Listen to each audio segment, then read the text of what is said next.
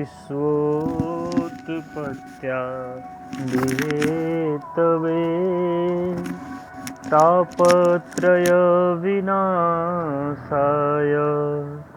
श्रीकृष्णाय वयं नमः।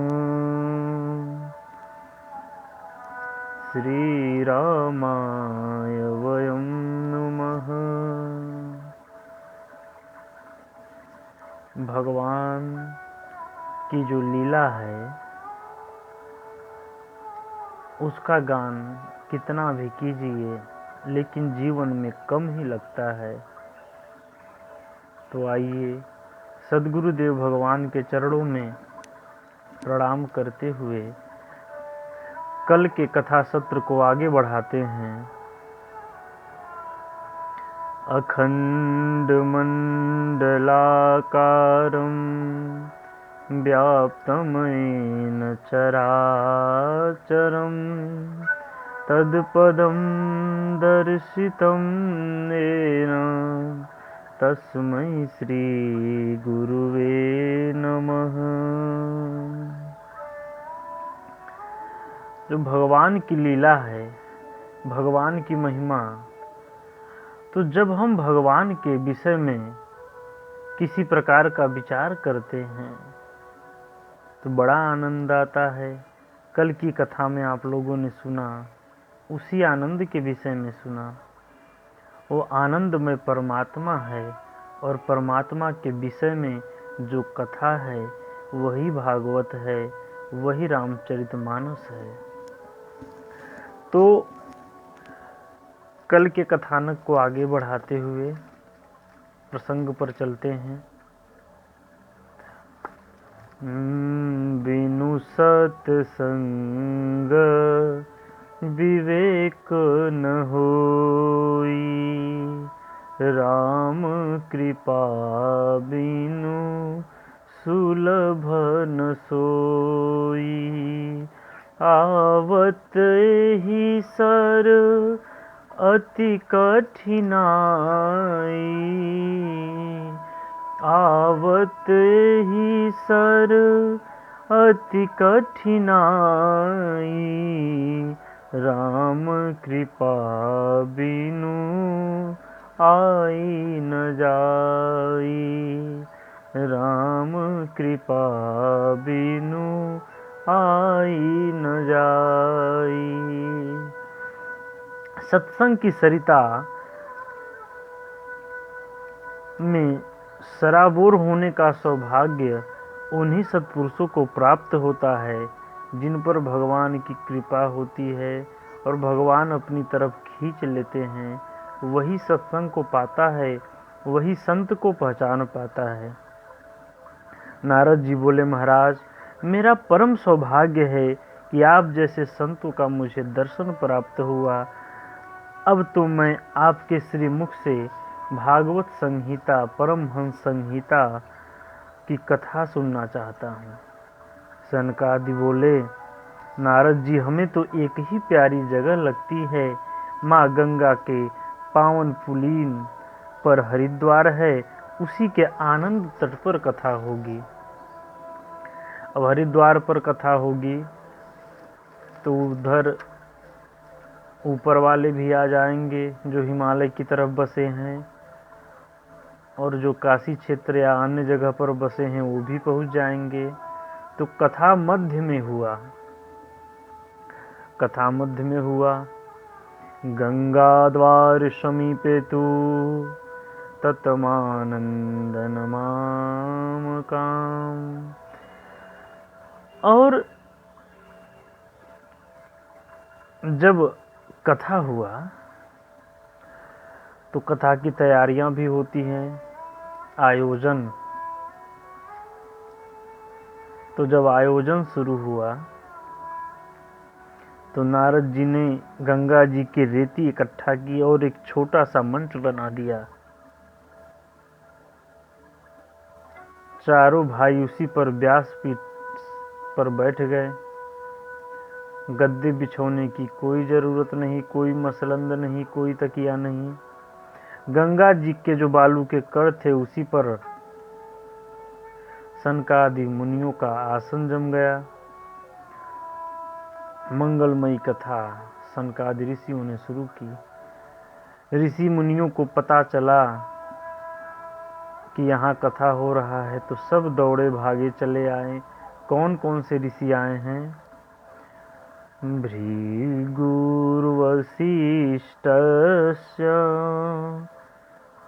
वयनश्च गौतमो मेधातिथिर्देवल देवरातौ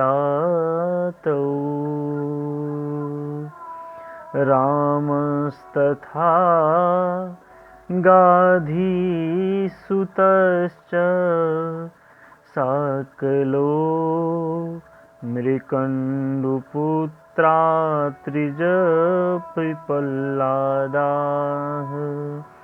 योगेश्वरो व्यासपीपराशरौ च छायासुकोजाजलिजह्नुमुख्या सर्वेऽप्यमी मुनि गणासह पुत्रशिष्या स्वस्त्रियभिरायुर्त्रिप्रणयेन युक्ता। भृगु जी, वशिष्ठ जी, गौतम, च्वयन, मेधादि सब ऋषि वहां पर पहुंचे। जो गृहस्थ संत थे वे अपने स्त्री पुत्रादि के साथ दौड़े दौड़े चले आए। जो विरक्त थे वह अपने शिष्य परिकर के साथ आए। सब ऋषि मुनि दौड़ते दौड़ते कथा स्थल पे आ गए। आजकल तो बहुत कथा जब होने लगती है तो निमंत्रण छपवाना पड़ता है, प्रचार करवाना पड़ता है। उस समय भी प्रचार हुआ, लेकिन फिर भी इतने भागवत भक्त होते थे सब कि अधिक प्रचार की जरूरत नहीं थी। सब ताक में लगे रहते थे कहाँ कथा होगी और कहाँ हमें सुनने को मिलेगा। सब दौड़े दौड़े वहां पर पहुंचे। गंगा तट जय घोष से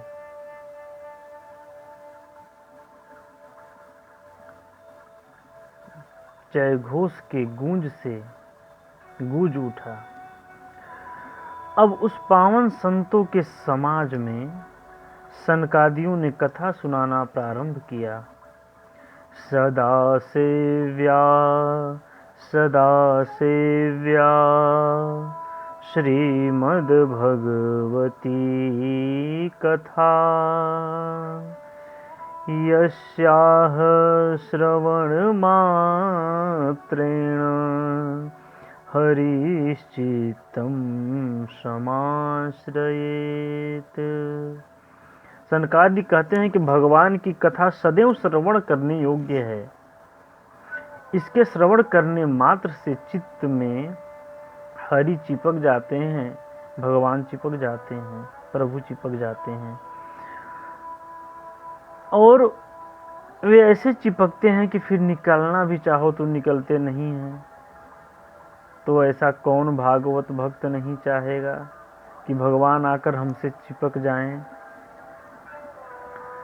पुरुष सूक्त, गायत्री मंत्र आदि के जप से जो सुकृत प्राप्त होता है वह भागवत के श्लोक के पाठ करने मात्र से प्राप्त हो जाता है।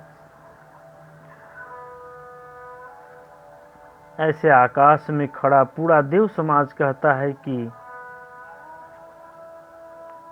इस अभागों को देखो। नारद जी ने पूछा, महाराज आप क्यों गाली देते हैं? मानव तन पाकर भी जिसने इस परम लाभ को प्राप्त नहीं किया वह चांडाल के समान है। जब यह बातें सनकादि ऋषि ने कहा तो नारद जी ने कहा कि महाराज आप गाली क्यों देते हो, क्यों अनाप शनाप बोल रहे हैं? सनकादि बोले, यह गाली हम नहीं दे रहे हैं। एवं वदन्ति दिवि देव समाज मुख्याः। ऐसा आकाश में खड़े पूरा देव समाज कहता है कि इन अभागों को देखो, भगवान के चरणामृत की पावन धारा बह रही है और यह उसमें आचमन और आह्वान नहीं करते, अवगाहन नहीं करते। हम लोग अमृत का कलश लेकर गए, फिर भी भगा दिए गए। इन्हें देखो, यह कथामृत सुलभ है, फिर भी नहीं सुनते हैं। तो ऐसा ही हमारे साथ होता है। हमारे यहाँ कथा होने लगती है, संत महात्मा आते हैं, हम कथा सुनने नहीं जाते हैं। हम सोचते हैं कल चलेंगे, कल सोचते हैं परसों चलेंगे, आज नहीं चलेंगे। अच्छा 2 दिन के बाद भगवान का जन्म है, उसमें चलेंगे। भगवान का जन्म बीता, विवाह हुआ, ठीक है नहीं गए, कोई बात नहीं, पूर्णाहुति में चलेंगे। बस चलेंगे सोच कर रह जाते हैं। लेकिन हमारे ऋषि मुनियों का क्या सिद्धांत है? चली जा रही है उम्र धीरे धीरे, चली जा रही है उम्र धीरे धीरे, पल पल आठों पहर धीरे धीरे, पल पल आठों पहर धीरे धीरे, चली जा रही है उम्र धीरे धीरे। हम सोच सोच के रह जाते हैं, यह कार्य कर लें, वह कार्य कर लें, सोचते ही रह जाते हैं। तब तक बुलावा आ जाता है भगवान का, फिर वहां जाओगे, काल के गाल में समाओगे या छोड़ा हुआ शेष कार्य करोगे, यही विचार करो। इसलिए कथा आदि में, सत्कर्म में जब चेतो तभी लग जाओ, उसके लिए कोई मुहूर्त नहीं बना है। सत्कर्म का कोई मुहूर्त नहीं है। जो सत्कर्मी पुरुष होते हैं वे तत्काल लग जाते हैं।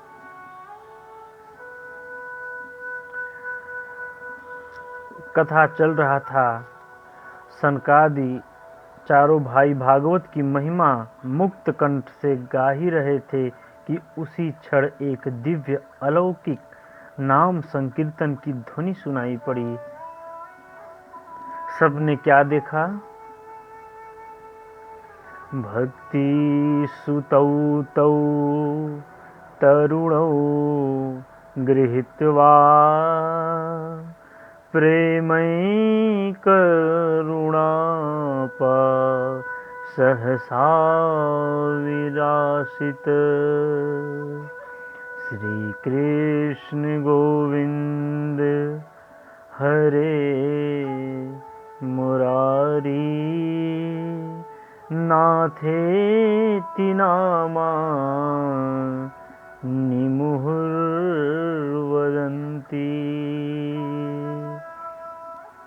भक्ति महारानी के दोनों पुत्र ज्ञान और वैराग्य मूर्छित अवस्था से उठ पड़े और वहां भक्ति के साथ उपस्थित हो गए। कथा की महिमा अभी शुरू ही हुई थी, सब उपस्थित हो गए। ताता थैया करके नाचने लगे, झूम झूम कर नाम संकीर्तन करने लगे। और जब नाम संकीर्तन करने लगे, श्री कृष्ण गोविंद हरे मुरारी, हे नाथ नारायण वासुदेव, सबने बड़ा आश्चर्य देखा कि अरे अभी कथा तो शुरू हुई नहीं, कथा की महिमा भर शुरू हुई है और इतना बड़ा चमत्कार। यह सब देखकर सब बड़े आश्चर्यचकित हुए। तो आइए भक्ति ज्ञान वैराग्य के साथ हम लोग भी सुर में सुर मिलाकर थोड़ा संकीर्तन कर लें। श्री कृष्ण गोविंद हरे मुरारी, हे नाथ नारायण वासुदेव। श्री कृष्ण गोविंद हरे मुरारी, हे नाथ नारायण वासुदेव। हे नाथ नारायण वासुदेव, हे नाथ नारायण वासुदेव। श्री कृष्ण गोविंद हरे मुरारी, हे नाथ नारायण वासुदेव, हे नाथ नारायण वासुदेव। तो भगवान की ऐसी महिमा हुई कि भक्ति ज्ञान और वैराग्य सब में पुष्टता आ गई। सब कहने लगे यह हमारे बीच कब प्रवेश कर गई, पता ही नहीं चला, कैसे प्रकट हो गई। सनकादियों ने कहा, भाई जहाँ भगवान की मंगलमयी कथा होगी वहाँ भगवती महारानी का व्रत है कि मैं स्वयं प्रकट हो जाऊंगी। तो जहाँ भगवान की कथा होगी वहाँ तो प्रकट होना पड़ेगा। तो कथा जब प्रारंभ हुआ तो भक्ति देवी ने कहा, मैं कहाँ बैठूं, मैं कहाँ बैठूं, आसन सबको चाहिए, मैं कहाँ बैठूं, मैं कहाँ बैठूं। सनकादियों ने कहा, देवी यहाँ जितने भी वैष्णव श्रोता समुदाय जो बैठा है तुम उनके हृदय में जाकर विराजमान हो जाओ, फिर उसे भगवान के पीछे नहीं भागना पड़ेगा, भगवान ही उसके पीछे पीछे भागेंगे। त्रिभुवन में वही धन्य है जिसके हृदय भवन में भक्ति महारानी विराजमान है, क्योंकि जिसके अंदर भक्ति होगा उसे ही भगवान की प्राप्ति होगी। भगवान अपना वैकुंठ भी त्याग कर भक्त के पास आते हैं और भक्त वही बनता है जिसके हृदय में परमात्मा के प्रति भक्ति हो। श्री सूत जी कहते हैं, हे ऋषियों, अब देवर्षि नारद ने सनकादियों से कहा कि भगवान हमें प्रत्यक्ष देख लिया, हमने प्रत्यक्ष देख लिया कि श्रीमद् भागवत के श्रवण से ज्ञान वैराग्य के साथ भक्ति किस प्रकार पुष्ट होकर नाचती है, परंतु अब यह प्रश्न करना चाहता हूँ कि श्रीमद् भागवत के सुनने से केवल ज्ञान भक्ति और वैराग्य ही पुष्ट होते हैं अथवा पापियों से भी पाप करने वाला जो है उसके भी पाप का शोधन हो सकता है। के विशुद्धयंती वदंतु माह्यम, कौन कौन इससे तर सकता है। सनकादिक मुस्कुराते हुए बोले, नारद जी कैसे कैसे पापी तरते हैं, इसे तो छोड़ो, हम तो यह कहते हैं कि जिसने जीवन में पाप के अतिरिक्त दूसरा कोई काम किया ही नहीं हो, अत्याचार, दुराचार, भ्रष्टाचार, पापाचार में ही अपने जीवन को जिसने समर्पित कर दिया हो, ऐसे महापापी का भी यह कथा उद्धार कर देती है। एक बार भी कथा न सुन पाए तो मरने के बाद कहीं प्रेत योनि में जाकर सुने तो भी वह परम पावन हो जाता है। ये मानवा पापकृतस्तु सर्वदा सदा दुराचारणता विमार्गगा क्रोधाग्निदग्धाः कुटिलाश्च कामिनः सप्ताहयज्ञेन कलौ पुनन्ति ते। नारद जी बोले, वाह महाराज, वाह वाह वाह वाह, क्या बात है, गजब कर दिया आपने। जीते जी की बात छोड़ो, शरीर छोड़ने के बाद भी इसे तुम सुनकर तरा जा सकता है? ऐसा कभी आज तक संभव नहीं हुआ है। कोई प्रमाण है क्या आपके पास? और जो हुई नारद जी ने प्रमाण पूछा तो सनकादि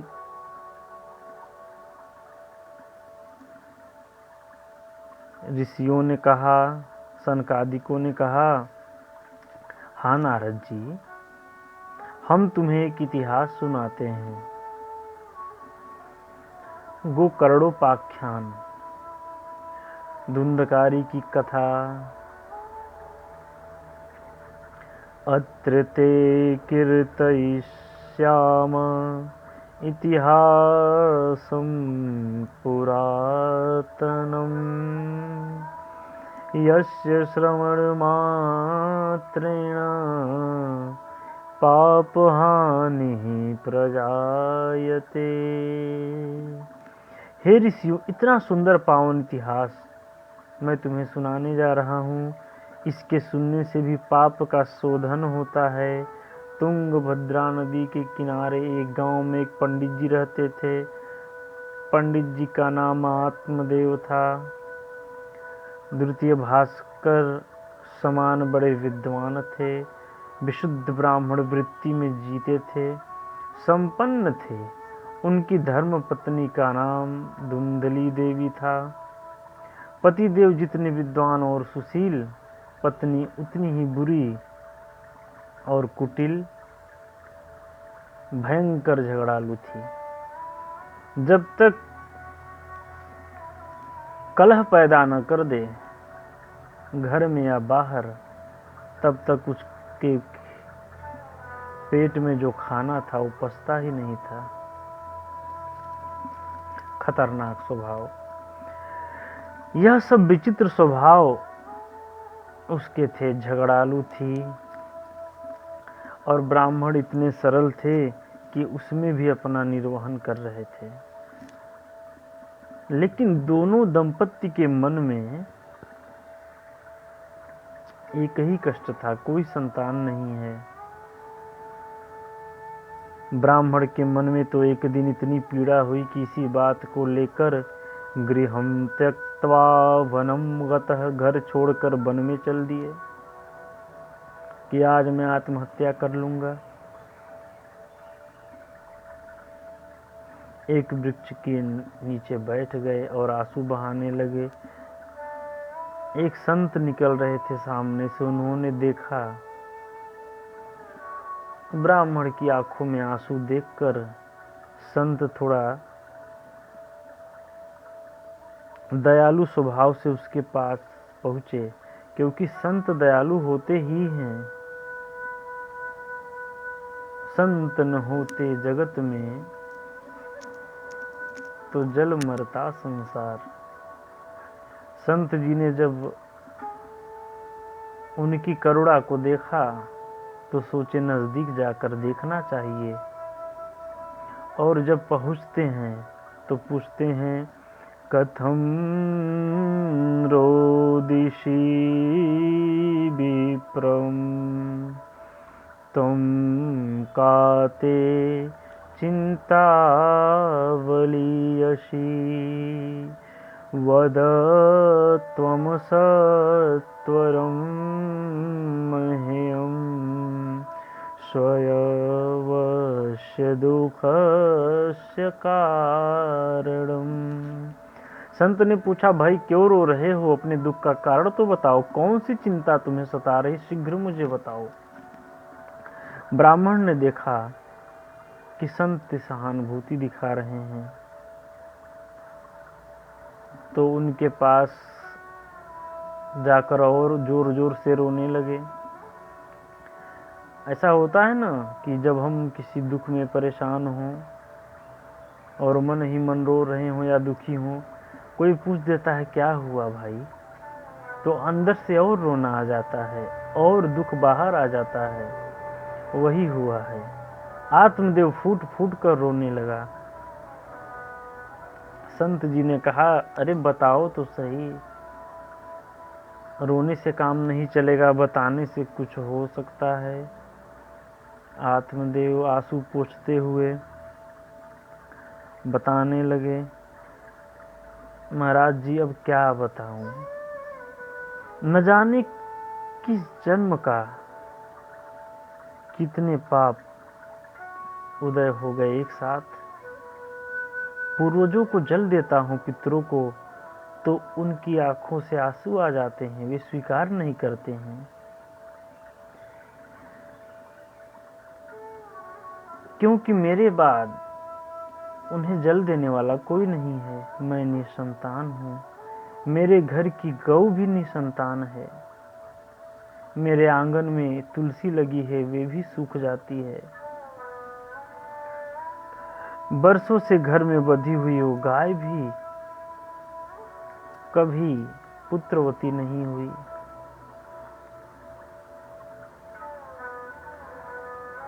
वृक्ष लगाया तो फल नहीं आते हैं, सब कुछ संपन्नता है लेकिन सुख नहीं है। मेरा दुर्भाग्य क्या है बताइए, क्यों है मेरा दुर्भाग्य। संत जी ने मन ही मन में सोचा,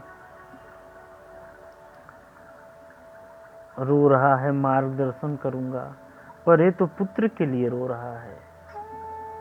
फिर भी अब इसका मार्गदर्शन कुछ न कुछ तो करना ही चाहिए।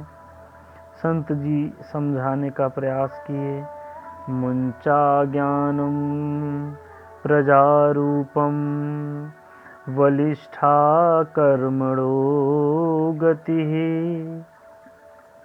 विवेकम तु समासाद्य त्यज्य संसार वासना।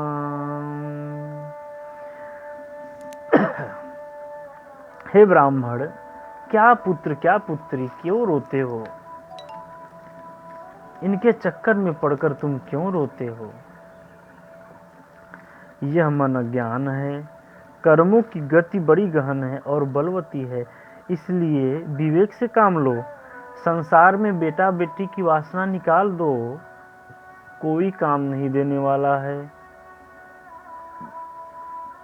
कौन किसका बेटा? ब्राह्मण, तुमने इतिहास पढ़ा सुना होगा, राजा सगर के 60,000 पुत्र हुए, पर कौन से बेटे ने सगर को सुख दिया?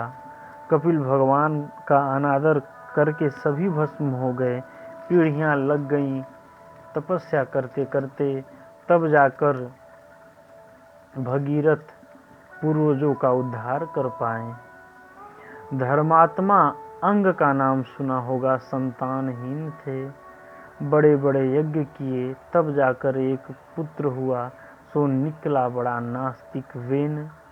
ऐसा नास्तिक निकला कि घर छोड़कर बाप को ही भागना पड़ा। तो बेटे के हो जाने से तुम सुखी हो ही जाओगे, इसका क्या निश्चय है? आजकल समाज में भी यही देखा जा रहा है। किसी को पुत्र है तो क्या पुत्र का सुख है?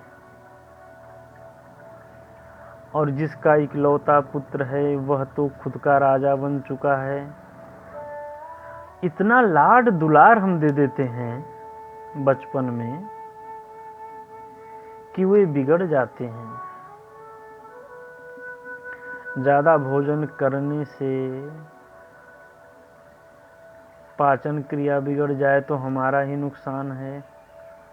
भोजन करते समय तो बड़ा स्वादिष्ट लगता है, तो जब हम बच्चों का दुलार करते हैं, उन्हें पुचकारते हैं, तो बड़ा अच्छा लगता है, मेरा राजा बेटा। लेकिन वही बेटा जब बड़ा हो जाता है और विकृतियों में फंस जाता है, हमारे आदेश को नहीं मानता है, दुर्गुणों में लिप्त हो जाता है, तब बिगड़ गया हाजमा। हमारी बात नहीं मानता, अनादर करता है। मेरा राजा बेटा अब नालायक बेटा बन चुका है। लेकिन देर बहुत हो चुकी है, अब कुछ नहीं किया जा सकता। तमाम प्रकार के उदाहरण संत जी ने दिया, लेकिन आत्मदेव ने कहा या तो बेटा दीजिए या तो आपके सामने मर जाऊंगा, आत्महत्या ही तो करूंगा। आत्मदेव ने कहा कि महाराज विद्वान तो मैं भी हूं, विद्वत मार्तंड, प्रवचन तो आपसे अच्छा मैं दे लूंगा, शब्द का ज्ञान बहुत है मुझे और शास्त्रों का भी ज्ञान रखा हूं, लेकिन मुझे पुत्र चाहिए। संत जी ने देखा कि यह मानने वाला नहीं है। उन्होंने देखा कि इसके भाग्य में पुत्र है ही नहीं, फिर भी परेशान है।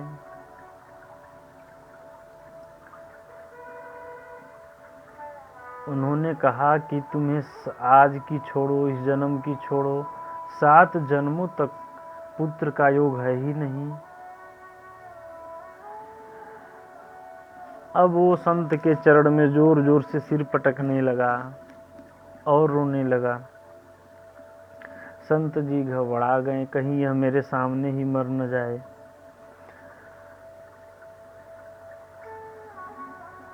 मरने तो मैं बैठा ही था। आत्मदेव ने बोला, आपने तो ऐसी बात बता दी कि अब 7 जन्म मरना पड़ेगा। मेरे दुख को और बढ़ा दिया। मैं तो इस जन्म के लिए रो रहा था, आपने तो बुकिंग बहुत लंबा कर दिया। मैं निश्चय ही मर जाऊंगा, पर आपको भी जरूर ब्रह्म हत्या लगेगी। मुझ ब्राह्मण का जो भी कष्ट है उसके कारण आप बनेंगे। संत जी की धड़कन तेज हो गई। दया बिनु संत कसाई, और दया करी तो आफत आई।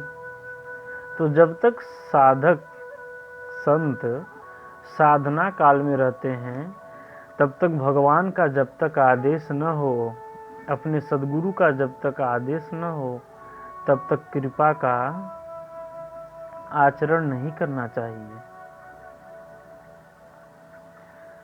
अगर हम उस समय कृपा का आचरण करेंगे तो यही दुविधा फंस जाएगी। ये संसार हमें यूं ही नोच डालेगा। अब यहाँ दुख पूछने आए तो आत्मदेव ने ब्रह्म हत्या तक की धमकी दे डाली। संत जी बड़े परेशान हुए। उन्होंने कहा, ठीक है ठीक है ठीक है, कोई बात नहीं, सुनो सुनो सुनो, अब इसमें मेरी क्या गलती है? जब विधाता ने लिखा ही नहीं है तो तुम्हें पुत्र कैसे होगा? और यदि फिर भी तुम नहीं मानते हो तो संत जी समझ गए छोड़ने वाला नहीं है। भगवान का नाम लेकर एक फल हाथ में थमा दिया। उन्होंने कहा कि इसे ले जाओ, और नियम बताया कि इसको तुम्हारी पत्नी, जो सत्य शौच की मैं नियमावली बता रहा हूँ, उसका पालन करेगी तो बहुत ही अच्छा पुत्र होगा। घर आकर आत्मदेव ने अपनी पत्नी से कहा कि तुम्हारे लिए एक फल लाया हूँ, जल्दी से तुम इसे पालो, बेटा हो जाएगा। अब ब्राह्मणी बड़े चक्कर में पड़ गई, यह फल किसने दिया? आत्मदेव ने पूरी कहानी सुना डाली। अब धुंधली ने सोचा, भगवान जाने किसने दिया होगा। ऐसे ही इनकी तरह आंख मूंद कर विश्वास नहीं करती। पंडित जी से फल तो ले लिया, पर ब्राह्मणी बोली, महाराज, आप अपना काम करो, मैं अभी शुद्ध पवित्र होकर पूजा पाठ करके तब खाऊंगी। यो समझा बुझा के उनको अपने काम में लगा दिया। फल देकर पंडित जी चले गए और आस पड़ोस के मित्रों को कहानी सुनाने लगे। देखना, आज के 9 महीने बाद मुझे पुत्र रत्न की प्राप्ति होगी। उधर धुंधली फल लिए हुए बैठी है, खाऊं कि न खाऊं, खाऊं कि न खाऊं। इतने में पड़ोसन आ गई और बोली, बहन धुंधली, यहाँ बैठी बैठी क्या सोच रही हो? धुंधली ने पूरी कहानी सुनाई और कहा, बहन, मैं बड़ी झंझट में पड़ गई हूँ। आज मेरी समझ में नहीं आ रहा कि इस फल को खाना चाहिए कि नहीं। पड़ोसी ने कहा, इसमें सोचने की क्या बात है, तेरे भाग्य खुल गए, संत ने कृपा कर दिया। धुंधली बोली, मैं सचमुच फल खा लूंगी और यदि गर्भवती हो जाऊंगी तो क्या होगा? यह बता कि जब मेरे पेट में बच्चा होगा तो मेरा भोजन कम नहीं हो जाएगा?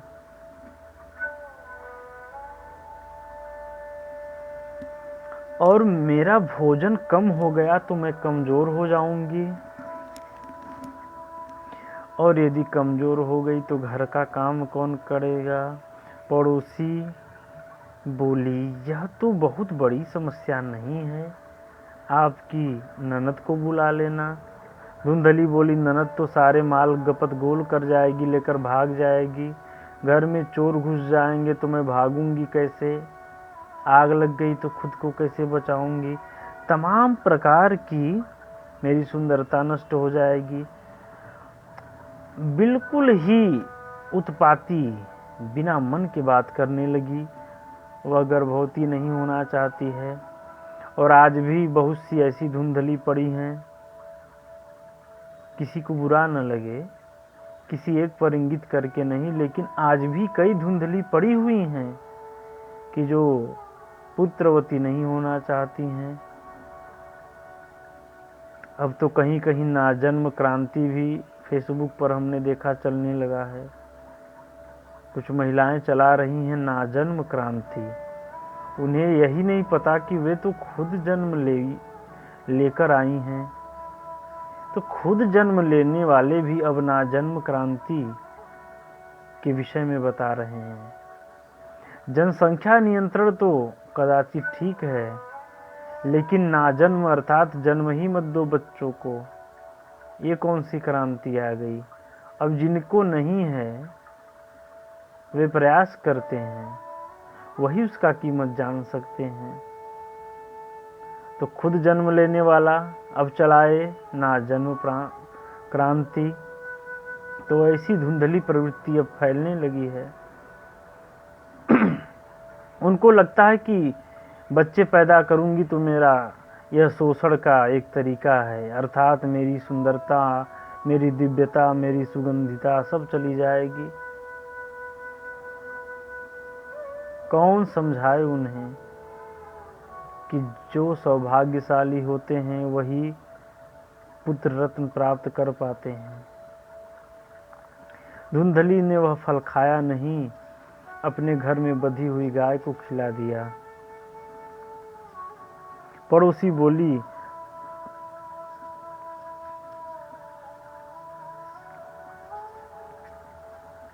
कि बालक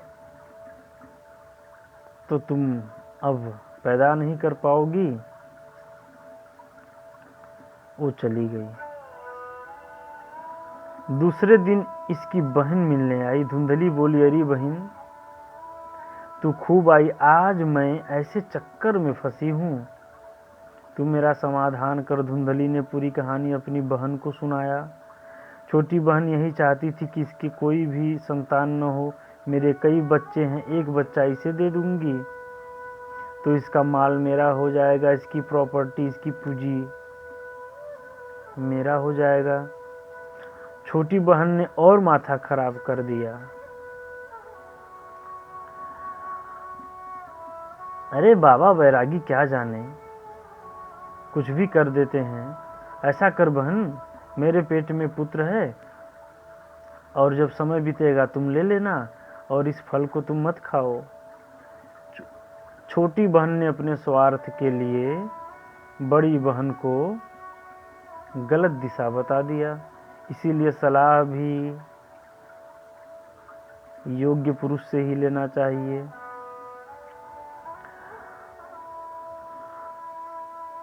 और उसने कहा कि मैं गर्भवती हूँ, मुझे कुछ पैसे दे देना, सब काम हो जाएगा, दूध में बच्चा होगा तो मैं पिला दूंगी, और जब सारा एक नाटकीय क्रम होगा तुम्हारे पति जान नहीं पाएंगे। दोनों में समझौता हो गया।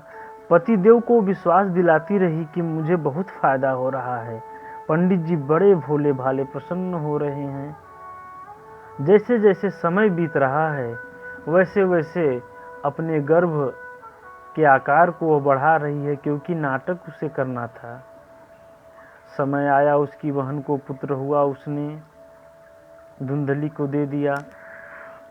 और जिस गाय को धुंधली ने वह फल खिलाया था वह गाय भी गर्भवती हो गई थी, और गाय ने भी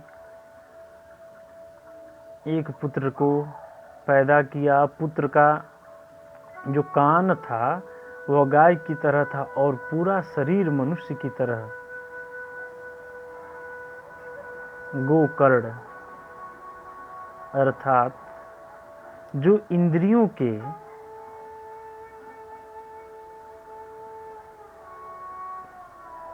स्वभाव को दैवी गुण में ढालकर अपने कानों से सुनता है। जब इंद्रियां हमारी दैवी गुणों से संपन्न हो जाती हैं तो हमारे कान का आकार गो के समान अर्थात इंद्रियों के समान। तो इंद्रियां हमारे कान को वही सुनाती हैं भगवान की कथा, तो गोकर्ण हो गए।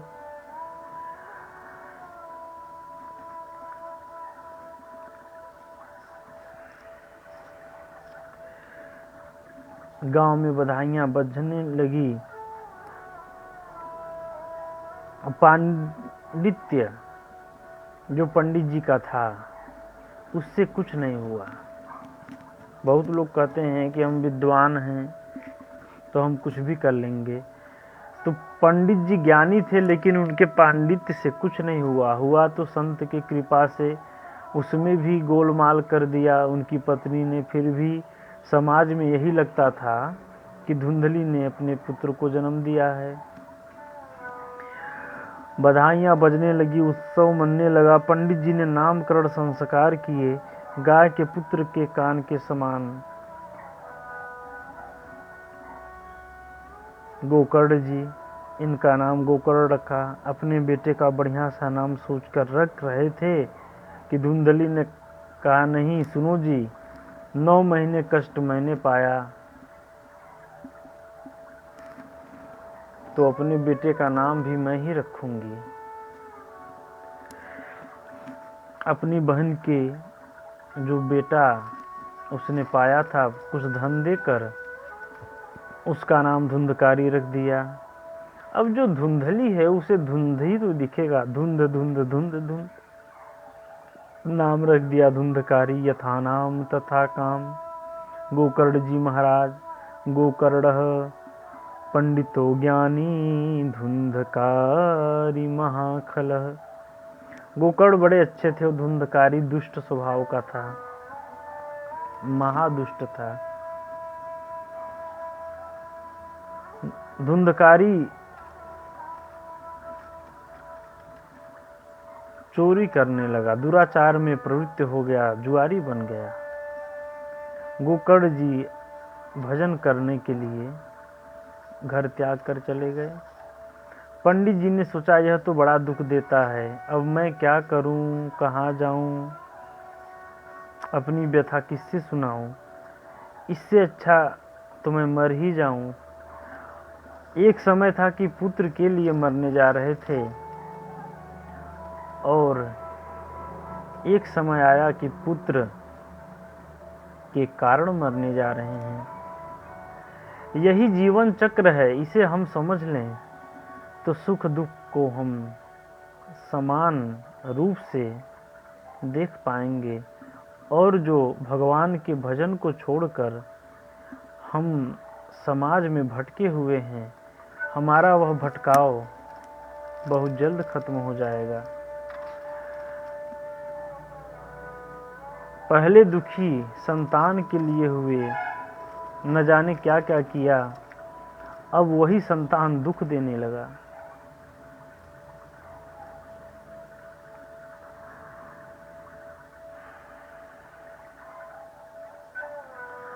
जब मरने जा रहे हैं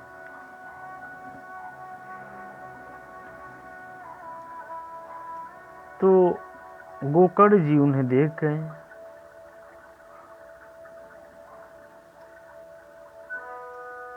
और समझाने लगे कि यह बताइए, आपको संसार में सुखी कौन दिखाई पड़ रहा है? यह संसार दुखालय है, सुख का केवल भ्रम है पिताजी। अब हमारी आपकी तो बात छोड़िए, तीनों लोकों के अधिपति इंद्र से पूछिए।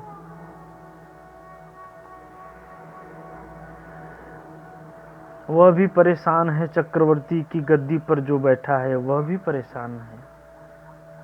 न चेन्द्रस्य सुखम किंचिन्न सुखम चक्रवर्तिनः सुखमस्ति विरक्तस्य मुनेरेकांतजीविनः।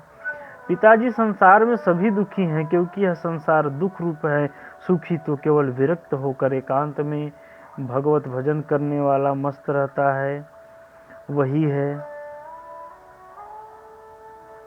आत्मदेव ने पूछा, बेटा मैं तो अब क्या ही करूं, इस संसार से मन को हटाना चाहता हूं लेकिन मन हटता ही नहीं है। गोकर्ण जी कहते हैं, हम उपाय बताते हैं। देहे स्थिमांस रुधिरे भीमतिं त्यज त्वं जाया सुता दिशु सदा ममतां विमुञ्च पश्यानिशं जगदीदं क्षणभङ्गनिष्ठं वैराग्यरागरसिको भवभक्तिनिष्ठम् धर्मं भजस्व सततं त्यज्य लोकधर्मान्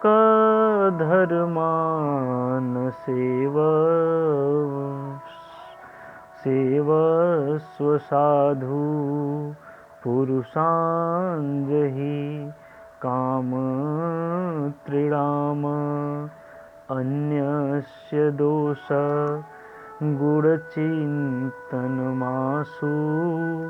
मुक्त्वा सेवा कथारसमहो नितराम पिबन्तम्। गोकर्ण जी कहते हैं, पिताजी ध्यान से सुनिए। जीव को संसार में बांधने की दो रस्सियां हैं। जीव को संसार में बांधने की दो रस्सियां हैं। उन रस्सियों का नाम है अहमता और ममता। देह में अहम और देह के नाते ममता। इन दोनों रस्सियों से जीव बंधा हुआ है। और यह पंचायती धर्मशाला शरीर है। इसके कमरे बुक कर लिया तो आराम से रहो, पर तुम उस पर आधिपत्य स्थापित करने लगोगे तब दुख होगा। क्षितिजल पावक गगन समीरा पंचरचित यह अधम शरीरा। पंच तत्वों से यह बना हुआ शरीर है। इसमें रुधिर और मांस ही तो है, मज्जा है, हाड़ मांस का देह है। अब इसके मोह में आकर आप परेशान हैं। तमाम प्रकार से जब आत्मदेव जी को समझाया गोकर्ण जी ने तो समझ गए।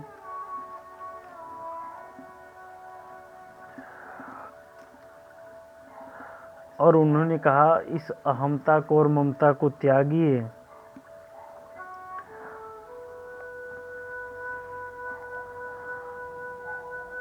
और संसार में आप आए हैं तो भगवान का भजन करिए। देह भोजन यात्रा के लिए आवश्यक है, पर देह यात्रा भोजन के लिए तो नहीं है। देह यात्रा है भजन के लिए।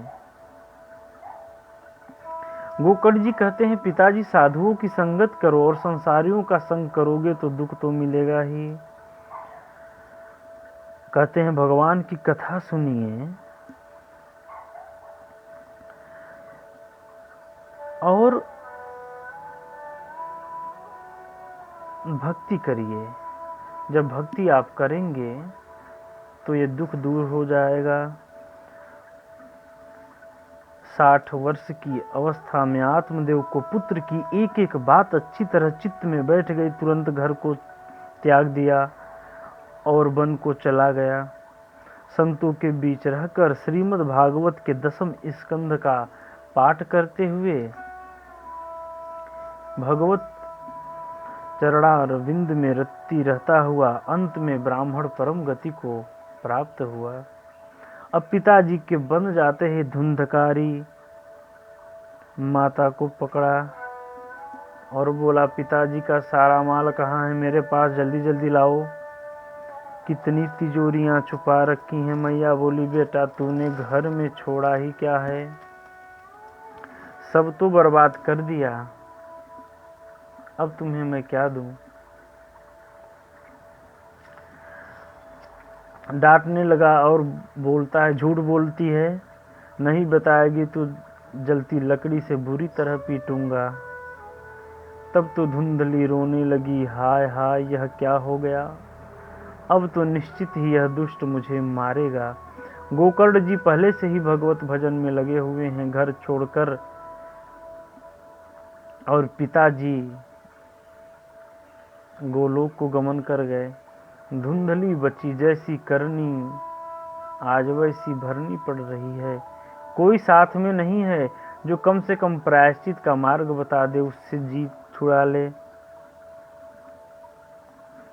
कुछ समझ में नहीं आया तो रात में घर छोड़कर भाग गई और अंध कुआं में गिरकर अपने प्राणांत कर लिए। अंध कुआं का मतलब होता है जहां पता न चले, घास फूस से ढका हुआ हो या अनजाने में कुएं में जाकर कोई गिर जाए।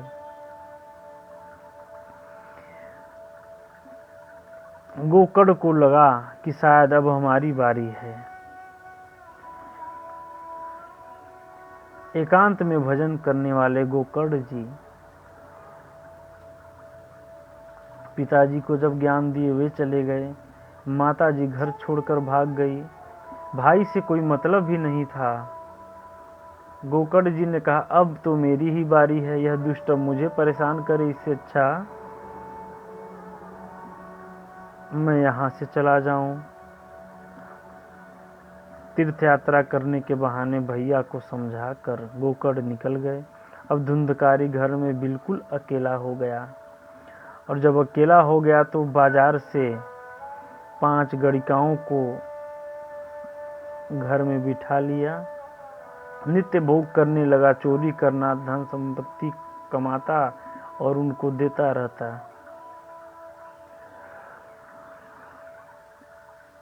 तो एक बार ऐसा हुआ कि धुंधकारी ने बहुत दुनिया को लूटा और गणिकाओं को सौंप दिया। एक दिन तो इतनी संपत्ति लूट कर लाया कि देखकर ही 5 देवियां आश्चर्यचकित हो गईं। 5 गणिकाओं ने धुंधकारी को मदिरा पिलाकर सुला दिया और रात्रि में विचार करने लगी, देखो कितनी संपत्ति लेकर आया है और आए दिन लाता रहता है। भाई आज नहीं तो कल, किसी न किसी दिन यह तो निश्चय पकड़ा जाएगा, और जिस दिन इसकी पिटाई हुई तो उस दिन राजा के दरबार में यह हमारा भी नाम जरूर लेगा। इसलिए ऐसा करते हैं कि इसको मार डालते हैं। रस्सियों से पलंग में बांध दिया, वो नशे में था। गले में फंदा लगाकर जैसे ही पांचों लगी धुंधकारी को मारने, चिल्लाने लगा। एक गड़िका तुरंत गई और चूल्हे से आग की अंगार लाती है। धुंधकारी के मुंह में ठूस ठूस के उसे मार दिया। अंगार से वह विकल हो गया, तड़प तड़प कर मर गया। गड़िकाओं ने गड्ढा खोदकर उसके शव को गाड़ दिया और धन का बंटवारा करके पांचों अपने अपने घर चली गईं। सनकादि कहते हैं, नारद जी, जो धन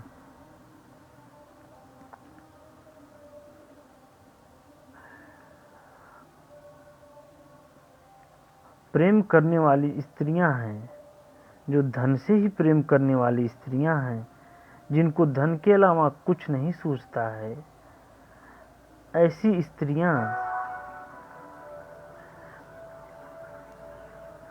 विश्वास की पात्र नहीं है।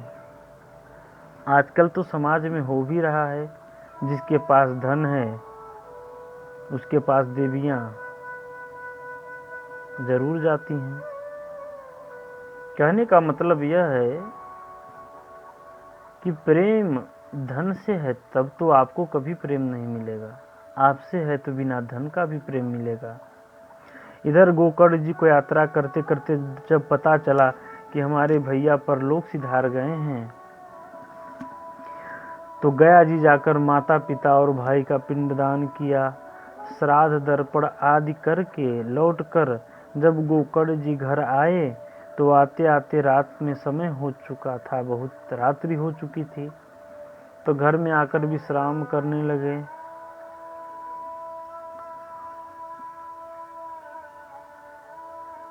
सोते ही रात्रि में अचानक एक भेड़ का बच्चा दिखाई दिया। उसे ध्यान से देख रहे थे कि वही भेड़ हाथी बन गया और फिर भैंसा बन गया, फिर मानव बन के जोर जोर से रोने लगा। धुंधकारी ने माया दिखाई, प्रेत आत्मा बन के भटक रहा था, उसकी मुक्ति नहीं हुई थी। जोर जोर से रोने लगा, कुछ बोलता नहीं है, केवल इशारा करता है, बोल नहीं पाता है। गोकर्ण जी ने तुरंत हाथ में जल लेकर अभिमंत्रित किया और उसके मुंह पर दे मारा। तुरंत वह प्रेतात्मा बोला। इन्होंने पूछा, कौन हो तुम? धुंधकारी ने बोला, अहम भ्राता त्वदीयोऽस्मि धुंधकारीति नामत स्वकीयेनैव दोषेण ब्रह्म त्वं नाशितं मया। मैं तुम्हारा भाई धुंधकारी हूँ। मैं अपने ही दोषों के कारण आज ब्रह्मणत्व को समाप्त करके भयंकर प्रेत बनकर भटक रहा हूँ। मेरी मुक्ति का कोई उपाय करो। गोकर्ण जी महाराज ने कहा कि मैंने तो पिंडदान कर दिया, फिर तुम्हारी मुक्ति क्यों नहीं हुई? धुंधकारी बोला, गया जी में नहीं, तुम कहीं भी एक नहीं न जाने कितने पिंडदान करोगे तो भी कुछ नहीं होने वाला है। मैं इतना बड़ा पापी हूँ, एक दो श्राद्ध की बात छोड़ो, 100 श्राद्ध करने पर भी मेरा उद्धार नहीं होगा, क्योंकि छोटा मोटा प्रेत नहीं, प्रथम श्रेणी का प्रेत हूँ। मेरे जैसे महाप्रेतों का ऐसे उद्धार होने वाला नहीं है। गोकर्ण जी ने पूछा, भैया तब कैसे होगा तुम्हारा उद्धार? अपने उद्धार का तुम मुझे मार्ग बताओ, मैं वह प्रयास करूं। बड़े आश्चर्यचकित हुए कि इसका उद्धार आखिर हो कैसे।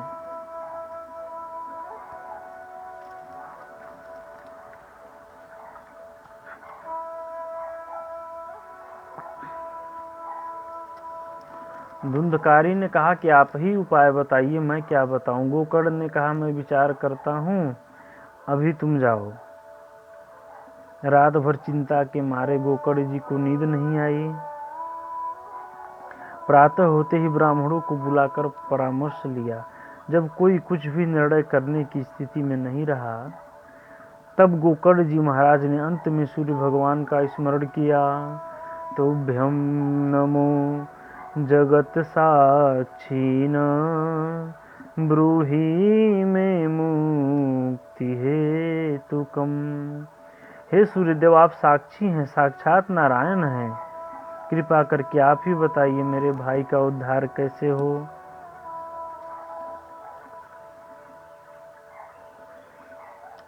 उन्होंने कहा, भागवत कथा का आयोजन कराओ। गोकर्ण जी ने आषाढ़ मास में दिव्य भव्य श्रीमद् भागवत कथा का आयोजन किया। लोगों को पता चला, सब दौड़ पड़े। वैश्रव ब्राह्मणम मुख्यम श्रोतारम परिकल्पयम स। उसी समय धुंधकारी भी एक 7 गांठ के बांस पे आकर बैठ गया। उस समय जन समुदाय के बीच गोकर्ण जी ने व्यासपीठ पर विराजमान होकर कथा प्रारंभ की। जैसे ही प्रथम दिन की कथा संपन्न हुई, बांस की प्रथम गांठ चटक गई। ऐसे ही 7वें दिन की होते होते 7 बांस की गांठ चटक गई। और जब 7 बांस की गांठ चटक गई, तब दिव्य रूप धरौ जातस्तुलसी दाम मंडितम मंडितः पीतवासा घनश्यामो मुकुटी कुंडलान्वितः। 7 दिन संपन्न होते ही एक दिव्य पुरुष उस 7 गांठ के बांस से प्रकट हो गया और गोकर्ण जी को प्रणाम करने लगा। गोकर्ण जी ने पूछा, तुम कौन हो भैया? मंद मंद मुस्कुराता हुआ वह दिव्य पुरुष बोला, मैं आपका भाई हूँ, धुंधकारी हूँ, आपने पहचाना नहीं? उस दिव्यता को गोकर्ण जी ने देखा, देखते ही रह गए। हाथ जोड़कर गोकर्ण जी ने सम्मुख धुंधकारी ने भगवान की बड़ी सुंदर महिमा गाई। धन्या भागवती वार्ता प्रेत पीड़ा विनाशिनी सप्ताहोऽपि तथा धन्यः कृष्ण लोक फलप्रदः। धन्य है भागवत की कथा, जिसने मुझ जैसे पतित प्रेतात्मा को भी पावन पुनीत कर दिया। यह शरीर जो नाशवान है, प्रातः जो भोजन करते हैं शाम तक बुझ जाता है, ऐसे अन्न से बना है। इस शरीर का जो साधना है वह भजन है। दुनिया के काम में हम लगे ही रहते हैं, लेकिन अंत समय में हमें हाथ क्या लगता है?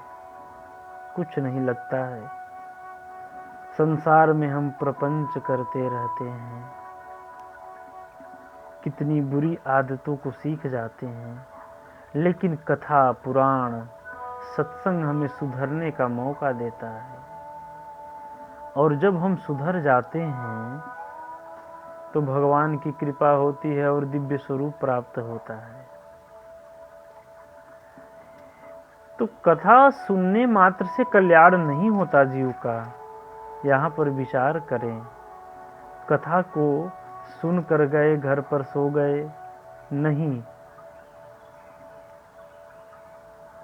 कथा को हम सुने और मनन करें, उस मार्ग पर चलें। जब हम उस मार्ग पर चलेंगे तो जो स्वरूप उस परमात्मा का है, हम भी उसी के अंश हैं। तो हमारा भी वैसा दिव्य स्वरूप है इस आत्मा का। माया के आवरण में ढका हुआ है, इसलिए हम धुंधली धुंधकारी बने फिर रहे हैं। कभी आत्मदेव बनो, गोकर्ण बनो, भक्त बनो, प्रहलाद बनो, तब देखो इस आत्मा की सुंदरता कितनी दिव्य है। ये शरीर तो नाशवान है, एक ना एक दिन चला जाएगा छोड़कर हमें। दुनिया में कितने भी अमीर हों, क्या कोई अपने शरीर को आत्मा से जोड़कर जब तक चाहे रख सकता है? ऐसा नहीं होता है। फिर हम अहंकार क्यों करें, क्यों नाराज हों किसी से? धुंधकारी का बुरा व्यवहार था, फिर भी गोकर्ण जी नाराज नहीं हुए। आजकल हम लोग छोटी छोटी बातों पर अपने मित्रों को, अपने सुहृदयों को छोड़ देते हैं। क्या मिलता है? कुछ भी नहीं मिलता है सिवाय अकेलेपन के। तो आइए कथा में आगे बढ़ते हैं। धुंधकारी जी भागवत की महिमा गा ही रहे थे। इतने में दिव्य अलौकिक विमान आकाश मंडल से आया। विमान से भगवान के दिव्य पार्षद नीचे उतरे, धुंधकारी को भगवत धाम ले जाने के लिए आए। तो धुंधकारी सबको प्रणाम करके विमान में बैठ गया। गोकर्ण जी ने भागवत भगवान के पार्षदों से पूछा, यहाँ हजारों श्रोता ने बराबर कथामृत का पान किया, तो आपने सबके लिए विमान प्रकट क्यों नहीं किया?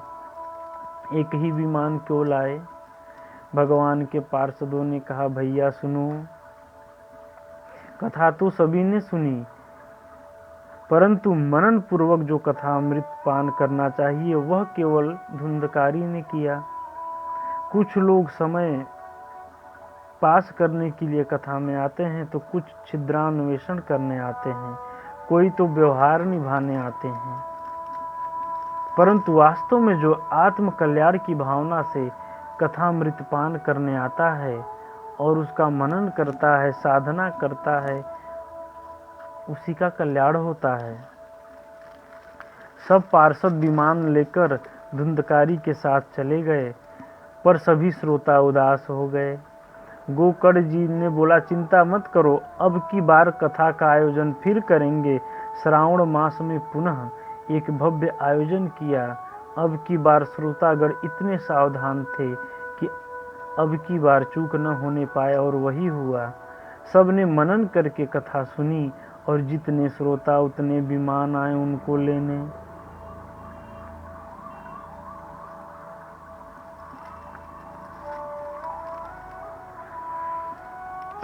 व्यास जी ने देखा, गोकर्ण जी ने, और बड़े प्रसन्न हुए कि सबके लिए विमान आया। अब सनकादि कहते हैं, अब बताइए नारद जी, आप कह रहे थे कि कैसे कैसे पापी तर सकते हैं, तो बताओ धुंधकारी जैसा प्रथम श्रेणी का महापापी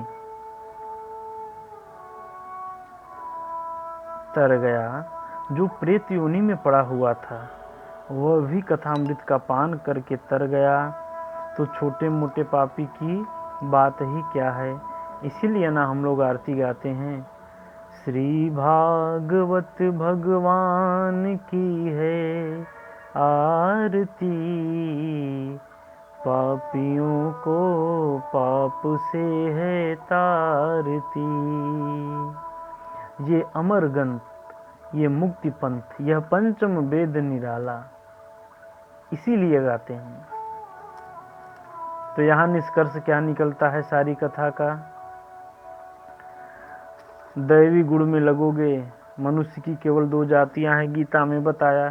तो दैवी गुण वाले जो रहेंगे वे भगवान के चरणों को प्राप्त करेंगे। आसुरी वालों के लिए समय लगेगा, और कथा सुनने मात्र से कल्याण नहीं होता, यह स्पष्ट है भागवत जी के महात्म्य में। कथा तो श्रवण करना ही पड़ता है, और श्रवण के बाद मनन, मनन के बाद चिंतन, चिंतन के बाद मुक्ति।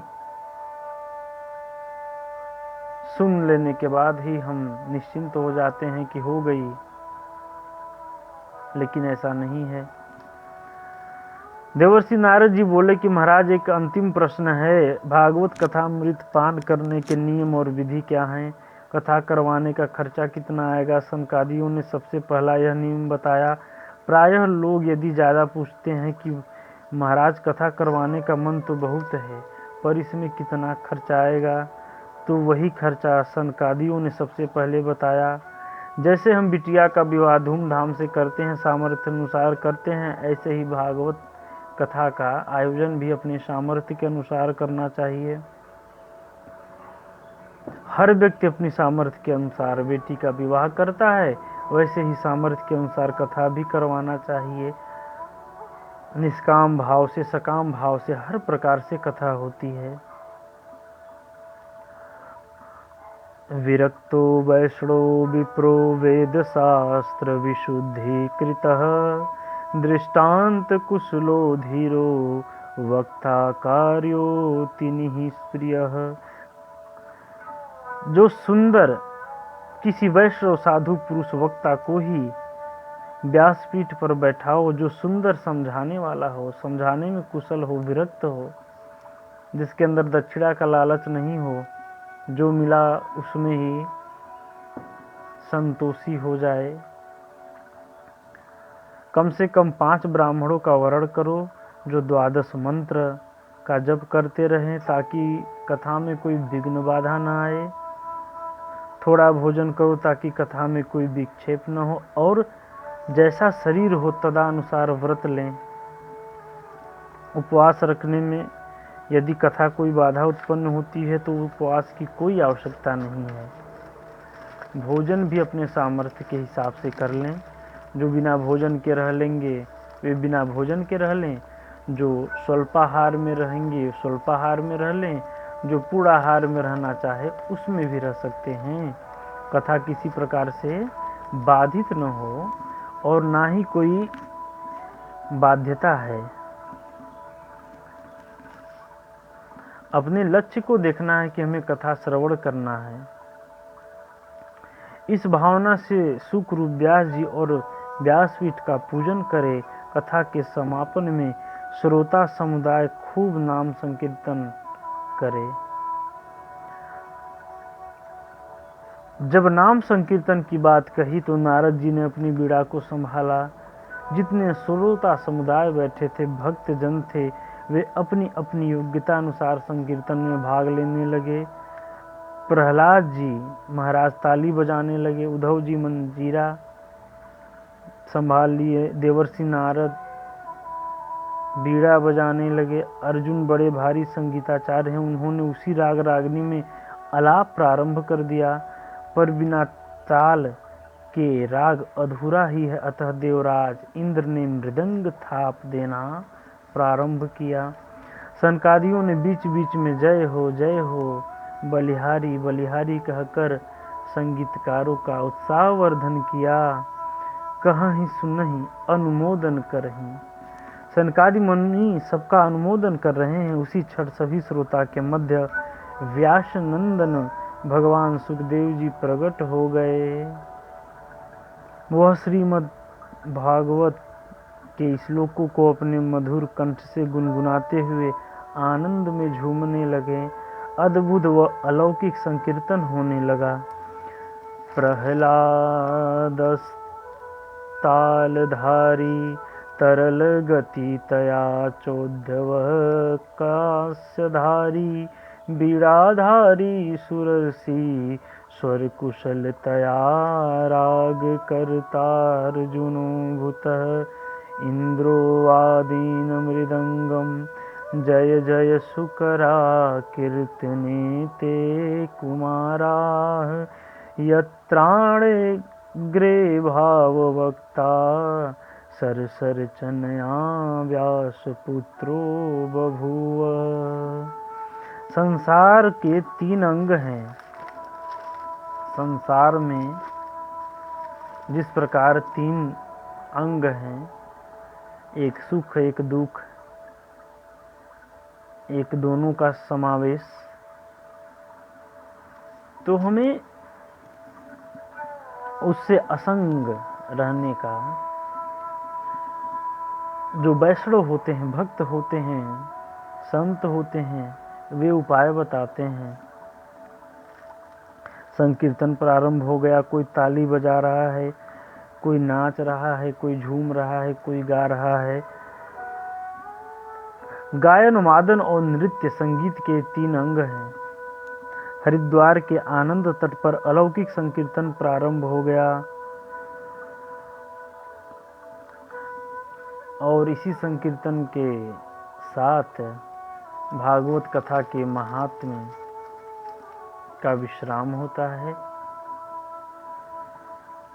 तो हम लोग भी आइए संकीर्तन करके इस भागवत कथा के महात्म्य के विषय में समझें। ये महात्म्य क्या होता है? किसी पुराण कथा के महत्ता को जो समझाने के लिए प्रधान कथा होता है, तो जब किसी विषय में हम जानेंगे तभी उसके प्रति हमारी इच्छा बढ़ती है, इसीलिए महात्म्य है। भक्ति देवी का जो चरित्र है उसमें भी ज्ञान वैराग्य को आपने देखा कि जब भक्ति पुष्ट होगी, भगवान की कथा जहाँ होगी वहाँ पर ही ज्ञान वैराग्य पुष्ट हो सकते हैं। वैसे ही जहाँ भगवान का कथा होगा, भगवान की चर्चा होगी, वही पापियों का उद्धार हो सकता है। गीता में भी यही भगवान ने कहा। तो कल से हम लोग इस परमहंस संहिता के प्रथम स्कंध में प्रवेश करेंगे। तो आइए आज अपनी वाणी को यहीं पर विश्राम देते हुए भगवान के चरणों में प्रणाम करते हैं। बोलिए श्री सद्गुरुदेव भगवान की जय। श्री कृष्ण चंद्र भगवान की जय।